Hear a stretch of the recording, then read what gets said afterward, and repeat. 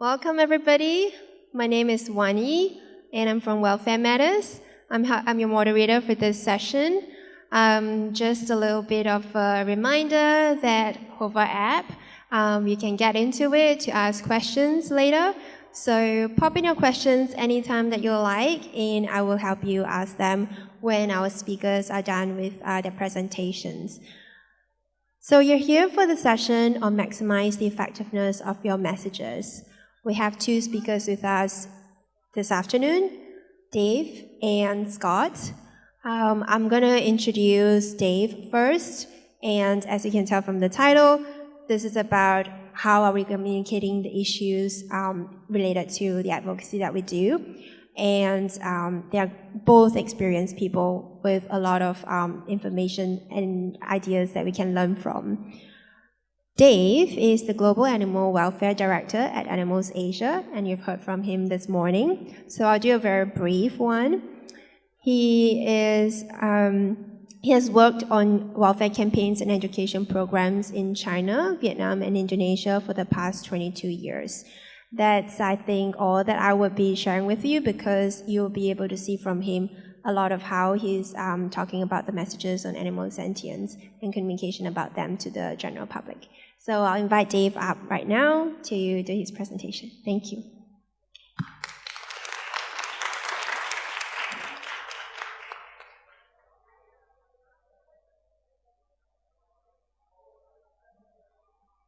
Okay, thank you very much for coming along to this session. I'm hopeful that the information will resonate with you.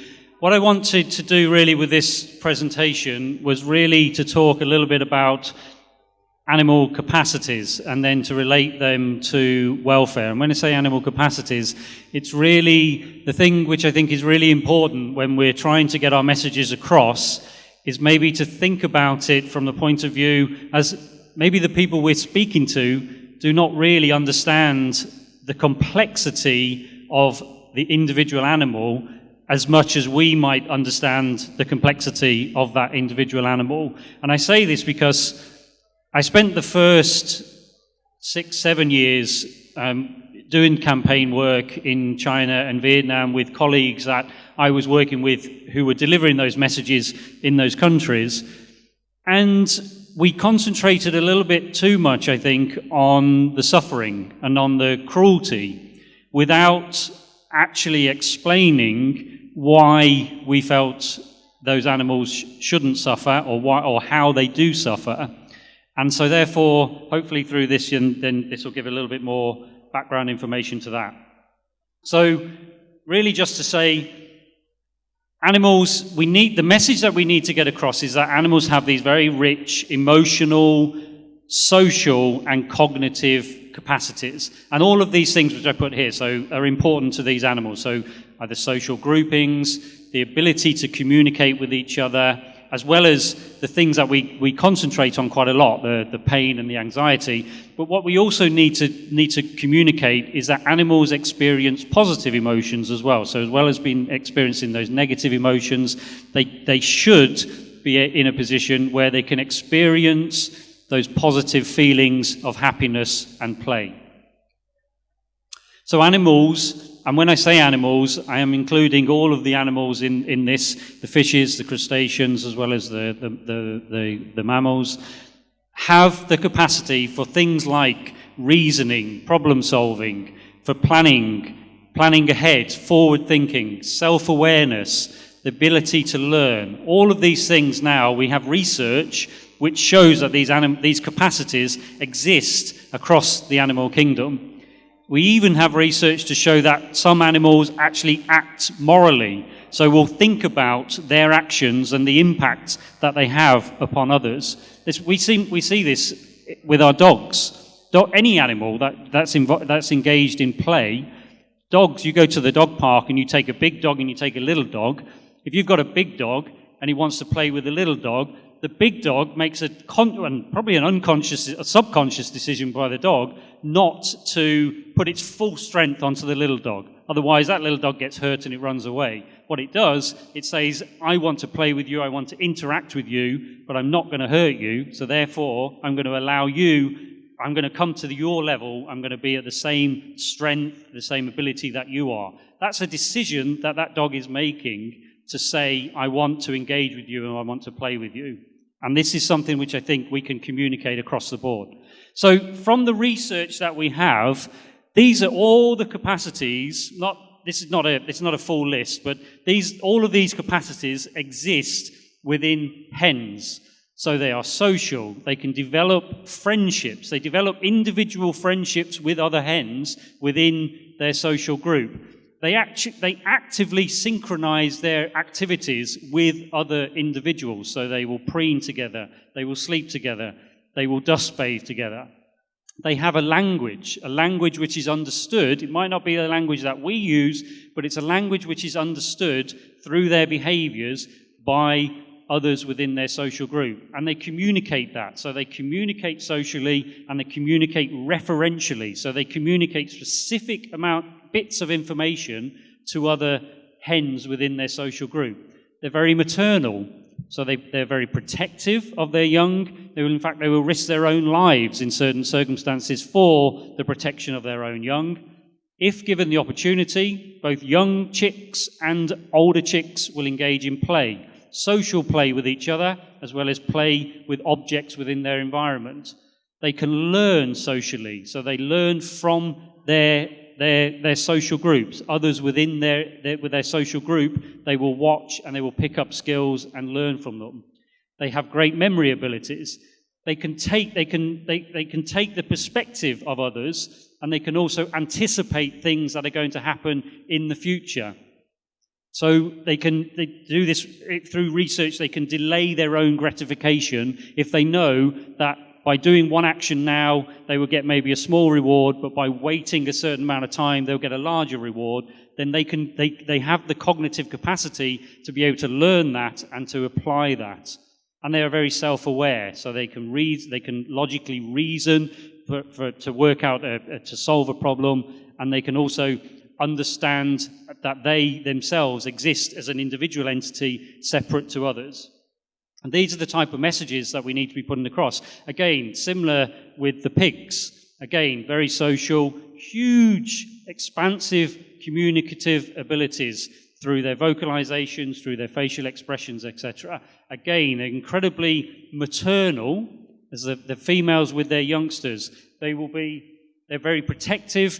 They even, and this is maybe pushing the language a little bit, but they even sing to their youngsters. So they have a vocalization which is like a humming vocalization, which is used to calm down their piglets when they are feeding. And this is a conscious act by the females to try to ensure that all of their piglets remain calm. It's something that we do ourselves when we have young children, and our young children maybe are crying or they're not settling. We sing to them. We do this. We make them feel relaxed. Pigs do this with their piglets.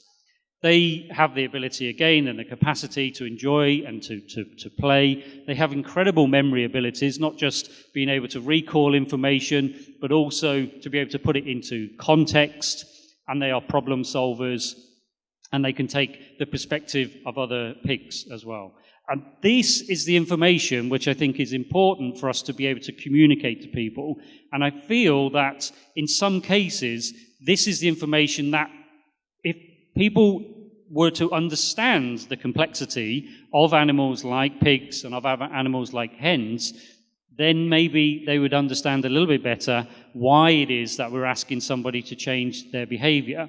So really this is about taking a step back from where we might want to be. And it's interesting listening to the speaker before me who talked about this. Maybe we communicate ourselves the messages that we know and we are really passionate about without really maybe thinking about where our audience is at with regards their understanding. So if we go to somebody and say, look at all of this cruelty, look at all of this suffering that happens in a broiler chicken farm, yes, it's true, it's the facts, you're giving somebody the facts, But if somebody doesn't understand that those hens are sentient, or they don't understand the emotional capabilities and the cognitive capacities of hens, then maybe that's not going to resonate with them, because maybe they just think, well, yeah, I kind of get it, it's not great, but actually they don't have any of these capacities. So we need to take a step back, and we need to talk a little bit about these cognitive abilities and these emotional abilities prior to actually delivering maybe our message of what we want somebody to do. And that's the relevance where this relates then to welfare, because we can then say that these capacities are being denied. These individuals are being denied the capacity to socialize effectively with each other. They're denied the capacity to communicate effectively with each other when they're put in these very stressful situations. So we've got the evidence that individuals will socialize, will develop these strong bonds with each other, and yet we can show then from our investigation work and from the information that we have about factory farming that they are deprived of this ability to form these relationships, to form these friendships, or if they do form these friendships with individuals, then they're likely not to be able to have them on a long-term basis because of the instability of the way that we manage these animals and the way that we move them around, and obviously then it's leading to major stress to them.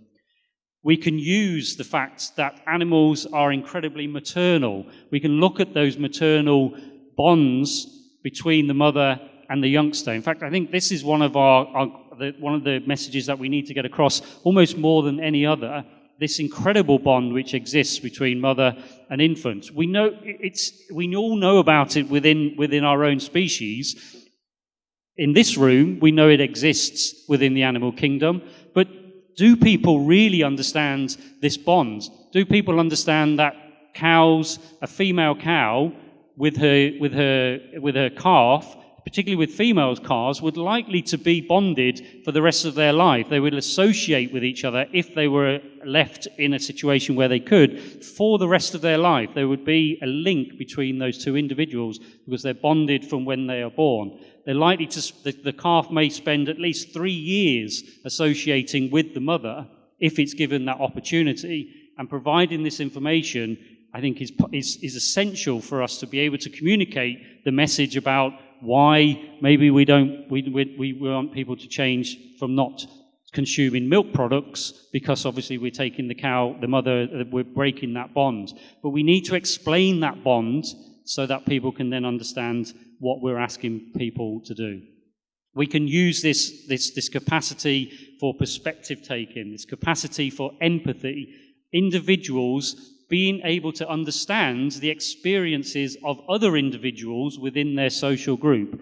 And then if those experiences are likely to be negative experiences, being able to say that not only affects that one individual, but is likely to have an impact on others which are also observing that individual go through something which is potentially negative to them. And explaining things like cultural transmission. We don't talk about this enough within the farmed animals. Often we talk about culture. When we talk about culture, we reserve it for the whales and the dolphins and the elephants, but it exists within other animal communities as well. Social learning exists within hens.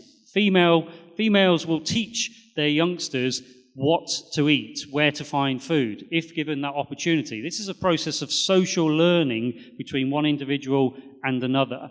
And those skills are then passed on, but they're passed on both vertically and horizontally, either from the mother to the youngster or between individuals, so that if one individual goes to a new environment, they will rely upon others to help them to live with that environment, to help for that individual will show them how to find food within that new environment. This is incredibly important because this is the cognitive capacities of animals, incredibly complex, and it's something that I think sometimes we're maybe not pushing there enough in the messages that we're trying to get across to people.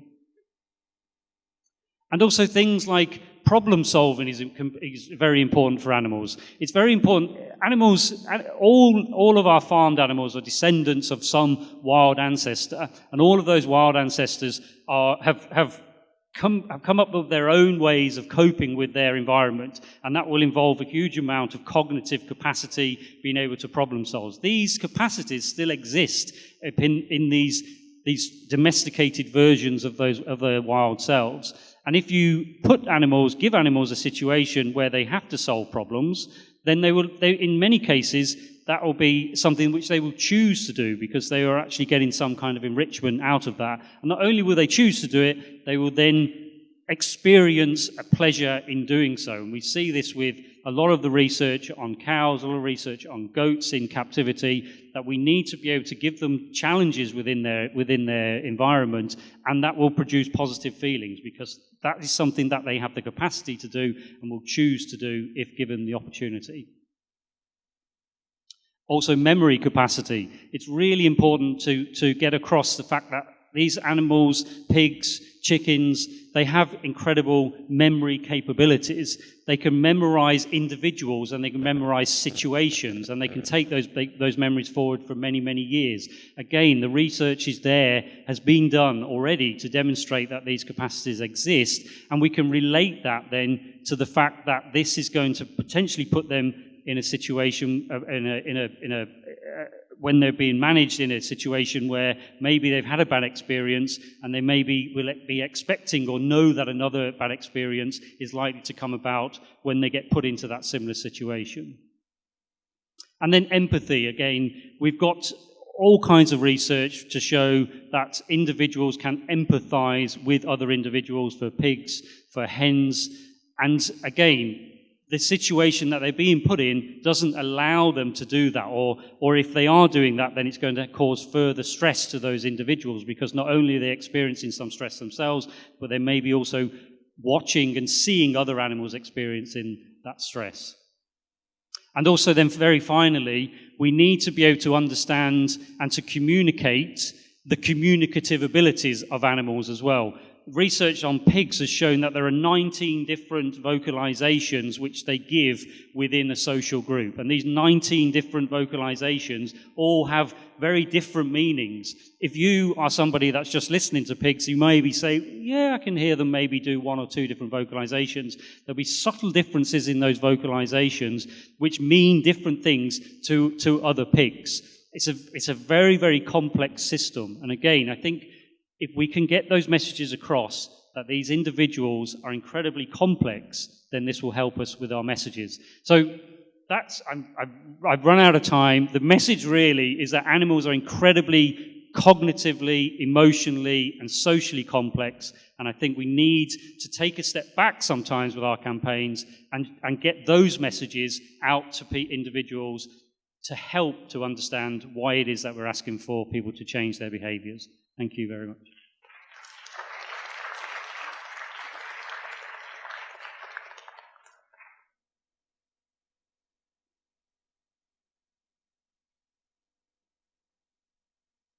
Thank you so much, Dave.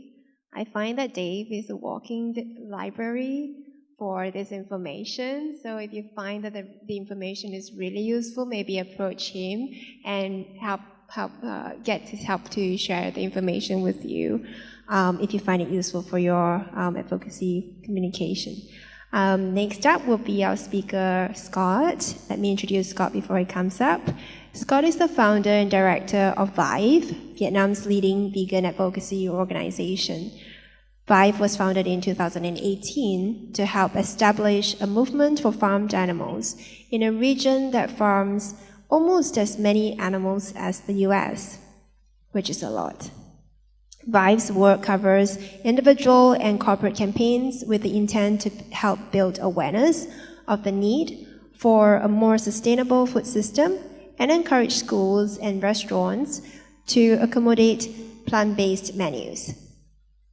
These AFAD, Vive are excited to premiere the documentary Bound by Suffering and to share some insights into making a global movement more specific to an Asian context. So let me invite Scott now here to share with you his presentation.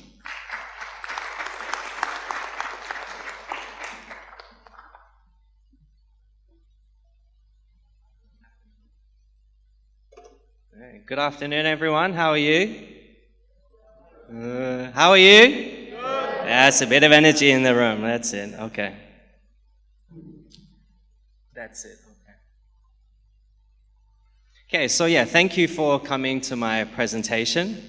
I'm Scott Green, the founder and director of Vive, Vietnam's leading vegan advocacy organization. For those of you who are looking a little bit confused at why this white guy is standing on the stage here today representing Vietnam, the answer isn't that my mom made me wear sun cream every day. The simple answer is I came to Asia to begin a career in education. I was an English teacher. Shortly after I embraced the vegan lifestyle and I came to know that Vietnam farms as many animals as it does, I endeavored to help build a movement for farmed animals in Vietnam. So perhaps my story resonates with you. My story began perhaps like many in this room. We tried our hands at grassroots farmed advocacy, and I wanted to do my best for animals, but I didn't know that there was a job for helping farmed animals. It was just my hobby. So I tried my hand at this is a cube of truth. Has anyone tried the cube of truth? Yeah. Okay. Cool. So we tried that. Didn't work very well for us. And then we tried a save visual, and we visited a slaughterhouse. We tried supporting Asian pressure campaigns, but feeling helpless as the corporations we were pressuring had little presence in the region. So this is a McDonald's campaign developed by Synergia, and there are 20 branches of McDonald's in Vietnam, but if you compare it to many other countries, the number's very, very low. The activists that supported me with this campaign were doing more so as a favor to me rather than in understanding the context of the campaign. So in Synergia in Thailand, they had 20 activists standing outside of a McDonald's. In Vietnam's case, it was 3 people, and one of the McDonald's we stood by, we got kicked out after 30 seconds. And then we also we also saw that vegan media campaigns were being poorly implemented by well-meaning international groups, copying and pasting translations into existing and established designs and campaigns. They can look something like this to someone in Vietnam. We also tried publishing a book about beginning a plant-based diet with a very friendly tone, and our efforts were denied by the publishers and censors who saw our message as potentially damaging to the industry. So we couldn't even say that humane meat is a myth. It was damaging to industry, therefore our application to publish a book was denied.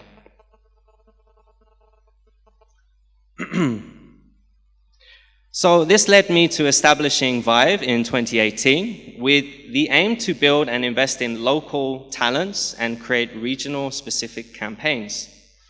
I'd just like to quickly go through what we're doing. So these are some of our values. But the one I wanted to highlight, this one was positivity. We didn't, as far as our brand communication goes, we didn't see any inclusivity or any positive feedback when we said things like stop eating animals. We would say things like eat more plants. Okay? In this case, eat more plants is more attractive to people. It sounds like something that they can actually do, and they recognize the benefit of that. We've organized lots of events across Vietnam. We've worked with influencers who have endorsed our plant-based challenge, and so far we've had over 35,000 people sign up and around 1,500 per month. These are some of the other actions we've taken. I'll go through. You can see for yourself. Yes. So yeah, I'm very pleased to be standing here today. I think it's amazing that we finally have an event for Asian advocates, so I thank the organizers. But I'd also like to say that I'm quite hesitant speaking at these kind of events. I think there's a struggle for me to develop a rewarding presentation for all the kinds of people who are in here. We have professionals, we have grassroots advocates, we have people at different stages of the movement. But I'd like to share something with you that I think could be valuable and could help your future work. So the topic of my, or the title of my presentation, globalization. Has anyone heard that term before? Okay, good. Okay, good. So, yeah, what McDonald's taught me about animal advocacy. So first of all, what is globalization? It's a term that was invented in order to emphasize that the globalization of a product is more likely to succeed when the product or service is adapted specifically to the culture that it is marketed in. So this is an example of McDonald's.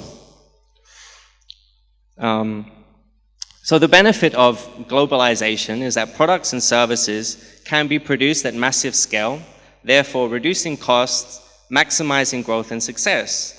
But as you saw earlier, an entirely global approach cannot work when the contexts are different, which I'll cover later. So here are some examples of globalization. This is a Middle Eastern example. So one thing I've noticed about every Asian language I've learned is the phrase used to greet each other. It will always be something like, "Have you eaten rice yet?"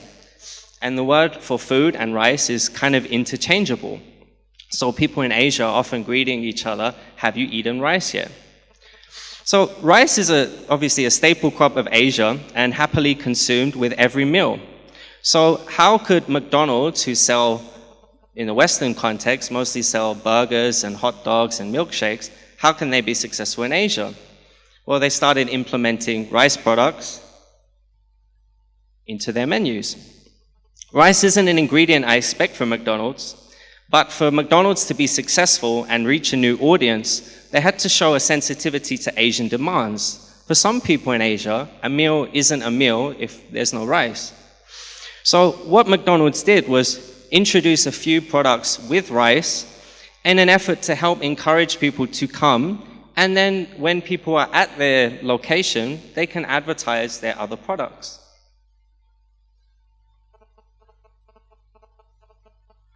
So yeah, I think to develop effective campaigns, we have to understand what are some of the challenges, and then therefore we can be smart and we can do things in a more culturally specific way. So we have to acknowledge that animal rights advocacy is in its infancy. For many in Vietnam, working at an NGO is seen as an unviable career choice. Legacy media is censored, so we have social media, but like I said, if we try to use TV to portray a message of animal rights, it's likely going to get censored. Street congregations are troublesome. Sometimes we did street actions without any issues, and then when the police find out, usually they get upscaled and we end up in so we end up in a cell somewhere. Establishing an NGO is time-consuming. In this experience of being in Malaysia, I've heard that for some countries it can take up to 6 years. Large national F&B chains have not been very successful in Vietnam. And there's also a rising GDP in Vietnam, which means that more people are wanting to pursue a Western diet with richer in animal products. And I would say that animal rights is not a high priority concern for Vietnamese citizens at this moment in time. So one of the great things about using social media is we've been able to build a community of over 300,000 people. And of those people that have tried our vegan challenge, we've asked them, like, what are their motivations for trying a plant-based diet? Often, it would be health. We also have here others, which we would believe like people would associate with certain religious connotations, karma, something like that, reducing karma, that kind of thing.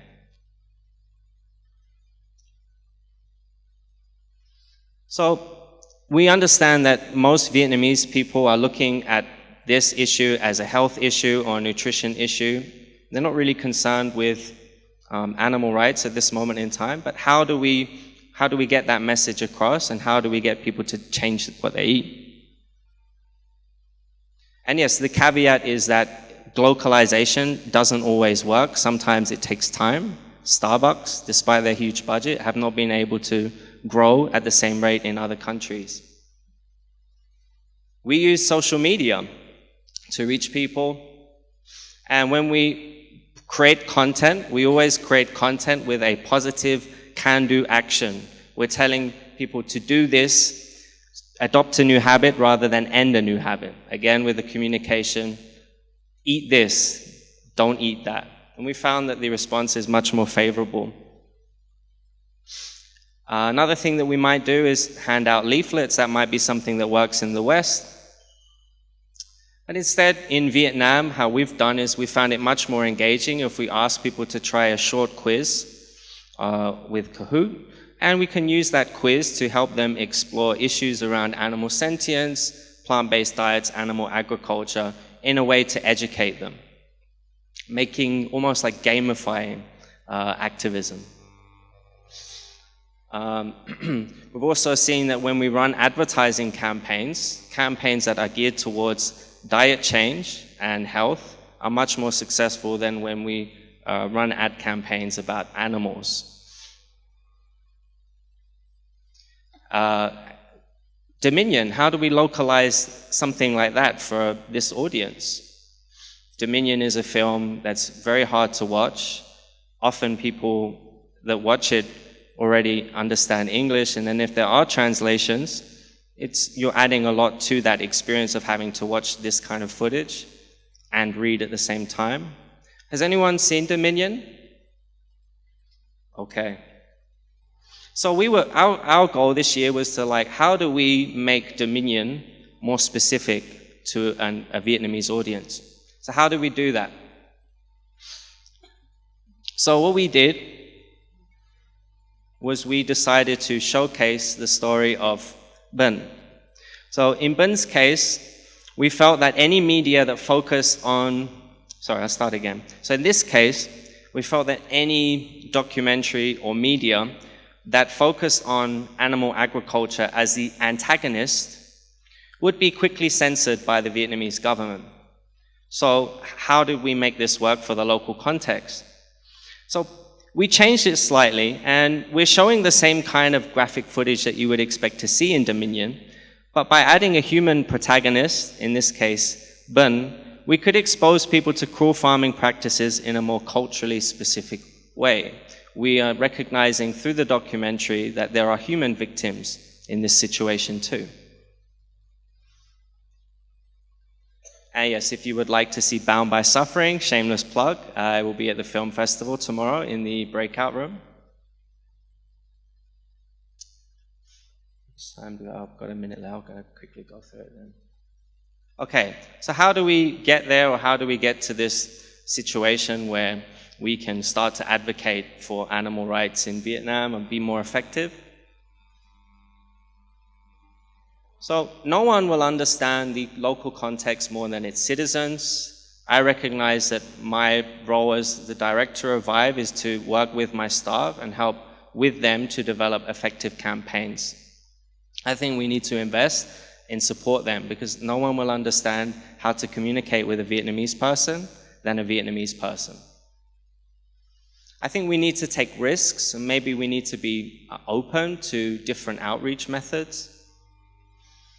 I think we need to be careful with just copying and pasting campaign ideas. I can see the benefit of it, but we need to make changes to make them work in this new context. And I think we have to accept that a majority of people will choose plant-based for health reasons, which means we have to be effective at re-engaging this group. So perhaps I see it as our role at Vive is to build a community where we can get people to understand one benefit of plant-based eating, and then use digital marketing or community building to help people connect the dots between what they eat and what happens to animals. Okay, I've been Scott Green. Thank you very much.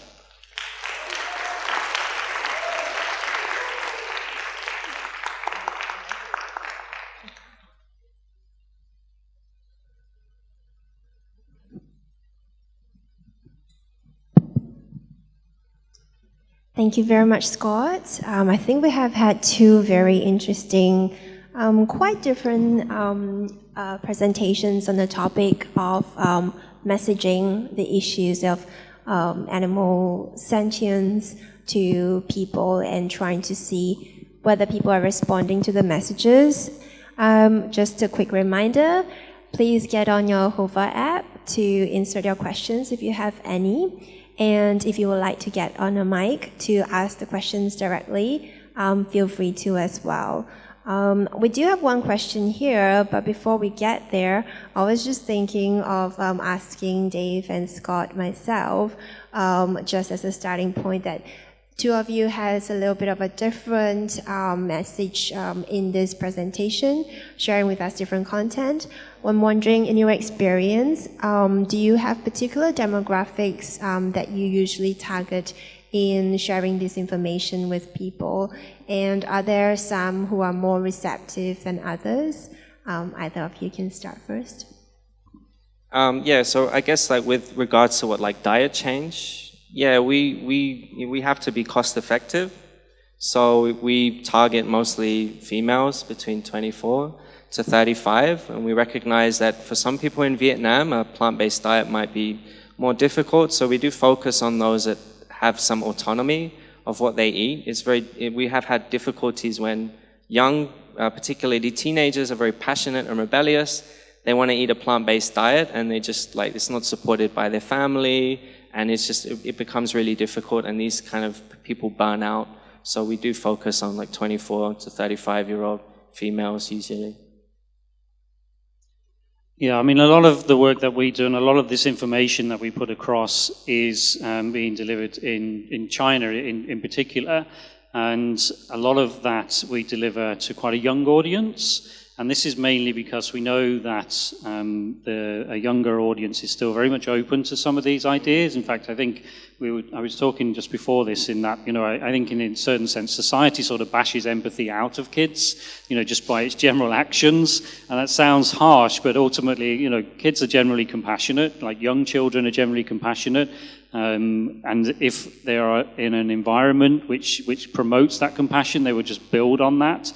Whereas, society in general, you go to in your home life, then you're taught to disrespect animals really through eating them. You go to school, these are people that you trust, your peers, your teachers, they tell you to do the same thing, and gradually this sort of builds up these levels and levels where empathy for individual animals and compassion for individual animals kind of gets beaten out of young kids. So for this kind of messaging, we're still concentrating quite young children, just in the hope that we can start to actually get them to question exactly the messages that they're receiving from within their own lives. But it's a real challenge, and I certainly don't have the answer to how best to do it, because it's a challenge to take any of these messages to young children, and in particular what happens is if you don't do it carefully enough, then the teachers or the parents see it for what it is, and that's when you can't do it anymore, right? And this is not just in Asia. I mean,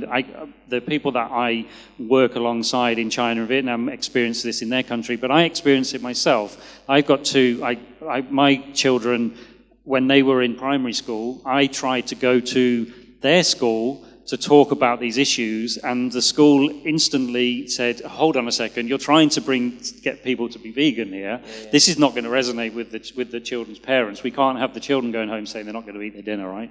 So it is really tough. It's really tough to get that right. And that's why through that messaging, we never really talk about changing anything in terms of diet. Nothing to do with diet. It's really just about information. But yeah, a lot of our target is quite young children, just to try to get to sort of sow the seed of these capabilities within those children, so that hopefully they might question things as they grow up. Thank you. That's so interesting to hear, and I think I've heard that before as well. The demographics, reception, as well as the context of it's not just that young children are receptive and we can send a message. There are conditions that that creates barrier for us sometimes. We do have questions coming, which is great. I'll ask the first one that had a lot of votes. How do we get decision or policymakers to care about animals' cognitive and emotional abilities when they are not even willing to recognize their right to life? It's not the end of the question. When we're living in a world that thinks it's okay to kill animals for our wants, how do we get people to not look at animal rights activists as just bleeding hearts and pay attention to their message? So, from your experience. Oh, that's such a difficult question. It's like two questions there, right? Yeah, part 1 and part 2. I think, if you don't mind, Yeah, go for it. Take the stage. I don't have the answer to it. And if anybody has the answer to that in the room, then please do come and tell us, because getting policymakers to understand these messages is incredibly difficult indeed. In fact, even getting the opportunity to stand up in front of policymakers to talk about these messages is incredibly difficult indeed. And it's certainly not something that I would do as a Westerner in an Asian country, but obviously it's something which I would advocate for people that I work alongside to be able to do if they're given that opportunity. But unfortunately, that opportunity is very rare indeed to be able to do that. So I think really the only way of doing that is policymakers will follow the public. You know, we kind of think like policymakers are the ones that are making the laws, but actually most policymakers will only make a law when they know that it's going to get support from the public. Now, this happens more so maybe in democratic countries where you can vote the policymakers in and pretty much vote them out. Not so much maybe in countries which don't have the democratic system, but still, I think it's still relevant. Policymakers generally will implement laws once they see the public support for them to be implemented. So I think we go back again to that message of just saying we have to get these messages out into the public as much as possible, in the hope then that will then start to influence those policy decisions. But it's a really tough one. And yeah, if anybody else has an answer in this room, then please feel free to join in.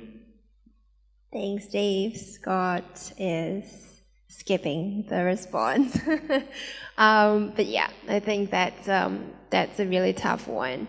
The ask is so difficult. It's not just a simple like recognize animal sentience and change.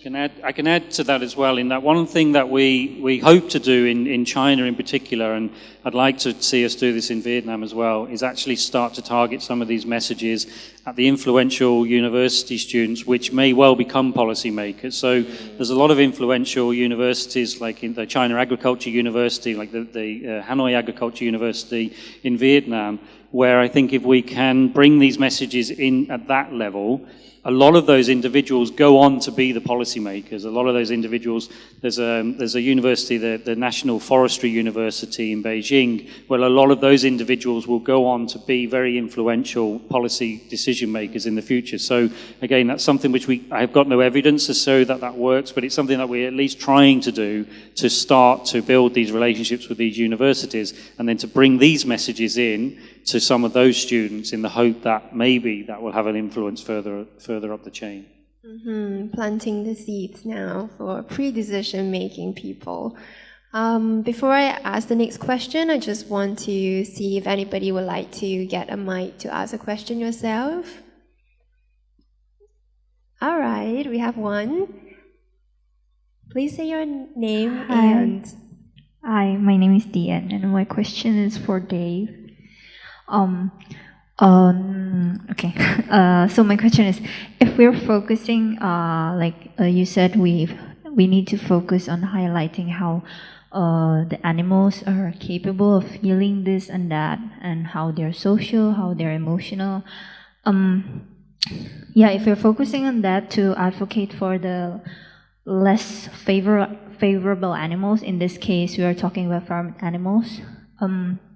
What if we get to the point when people are talking about even lesser favorable animals, for example, maggots and also mosquitoes? Well, people don't farm mosquitoes now, but people are starting to farm maggots, right? And then, like you said this morning, there are research and all of that, like backing how they are sentient beings, how they're feeling emotions, and all of that. What did people do when the research are still saying that fish cannot feel pain, for example? like for now, there are not many research about maggots or maybe mosquitoes and stuff like that. How do we start on that? And yeah, basically that. Thank you. Yeah, thank you. I think, interestingly, there's a huge amount of developing research in terms of invertebrates' sentience and invertebrate emotional and cognitive abilities.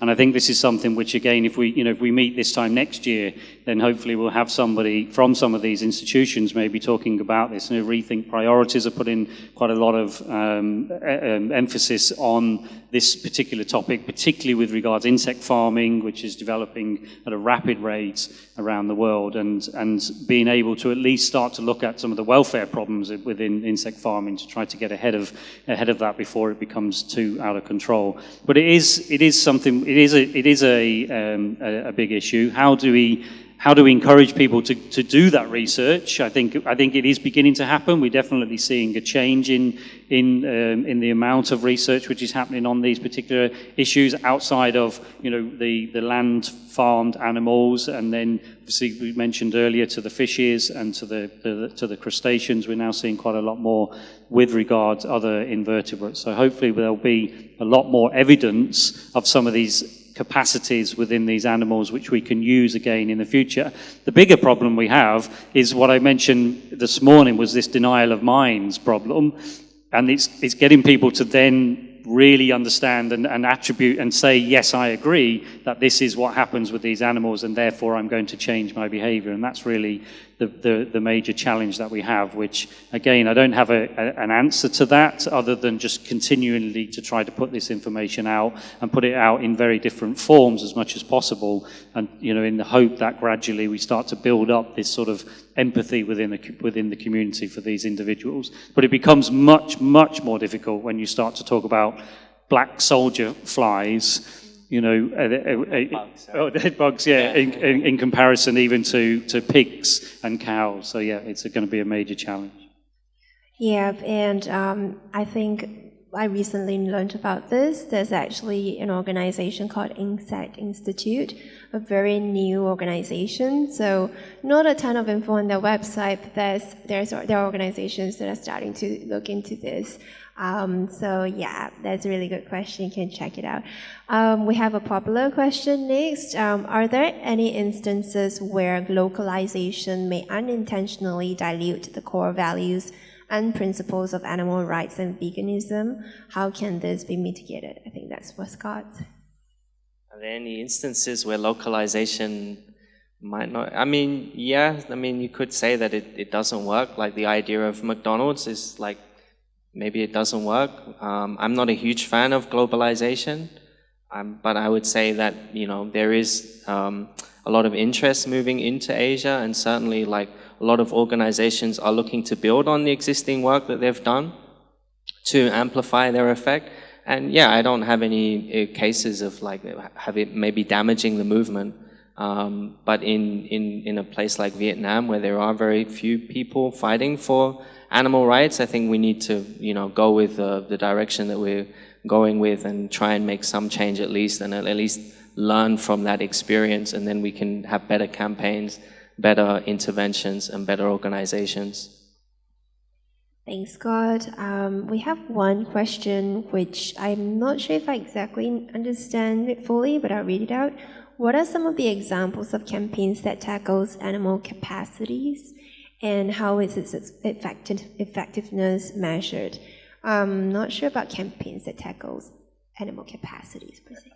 I guess in terms of capacities, if we're talking about the social and emotional and cognitive abilities of animals, then really the work that I've been involved in is mainly within China, as you say, and that what we've done is we've built a whole curriculum around these three things, about the social capacities of animals, about the emotional capabilities and the cognitive capacities as well. And then we've delivered that information and about all animals. So when I say all animals, I'm not actually being that truthful, am I? We're not doing about insects, we're not doing about many invertebrates, but we are including the crustaceans, and we're including the cephalopods, and we're including the fishes, and then the hens. But we're also talking about elephants, and we're talking about bears, and we're talking about tigers, because the campaign is not specific to a particular area, so I think it can resonate across the board. And we've had some good success with that. We've only really done some sort of small kind of pilot programs with the educational pack that we have, and I've been the one that's been driving the production of that, but I've not been the one producing it because I'm not Chinese, and so therefore I don't understand the context. So what I've been lucky enough to do is work with a team of people in China to be able to talk about what it is that I would like to see put across, and then for that to be put into the context that it works in within China. And now we have a team of people which are being trained to deliver that within communities within Chengdu, which is where we operate within China. And we're also hoping to do the similar thing in Beijing as well. And we can then monitor the effectiveness of that just through general surveys in terms of people's opinions about animals, people's understanding of sentience, people's understanding of emotional abilities of animals prior to going through this course, and then obviously doing the same again towards the end. And we are seeing a real change in people's attitudes towards the way that they think about animals.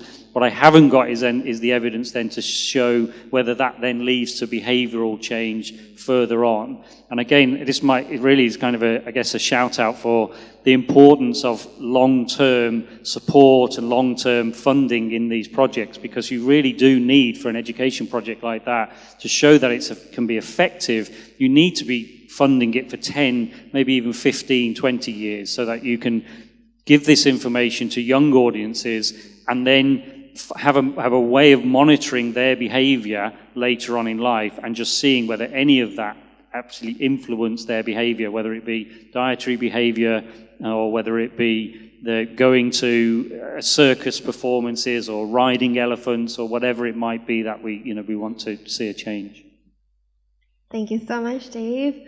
That's about, we have to wrap up soon. I just want to give a quick check. Does anybody have a question that you want to take the mic and ask? We might be, okay. Just one quick one and we'll wrap up the session. I guess if any... from Malaysia. Government all over the world resist changes as far as compassion is concerned. How do we tackle this issue? How do people resist changes? The governments are resisting changes.